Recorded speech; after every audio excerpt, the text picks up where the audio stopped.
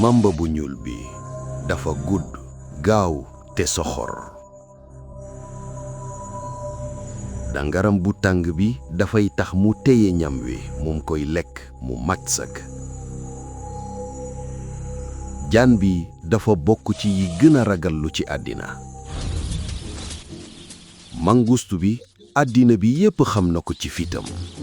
mangustu yu xonk yi duñu ragal a xeex ak mamba bu ñuul. donte 500 grammes rekk lañ tollu seen yaram wu tuuti wi dafay naxaate lool. mangustu bi dafa gaaw ni melax te du ñàkk bés bu mu matt ci yàppu jaan bu neex bi. góor gi téye na jaan bi ngir tiital ko. mamba bi jóg na taxaw. jigéen ji dafay ubbi yaramam ubbi gimiñam bu mu yaatu di siif.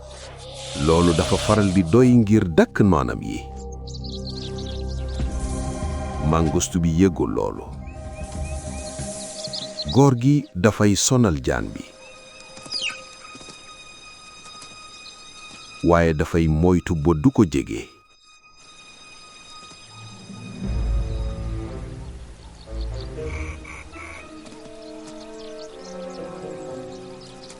mamba bi du jàpp ci xeex bi waaye daf ciy jege.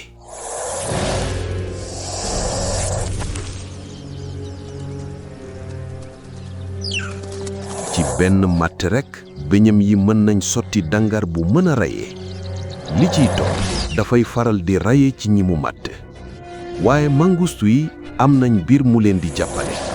su leen mattee dangar bi dafay wàññi seen doole waaye du leen faral di reye. ngir moytu loolu rab bi dafay wëlbatiku di jéggi. mangustu bi mën na jéggi lu tollu ci 1 mètre ci kaw. ci bépp xeer jaan bi dafay ñàkk doole.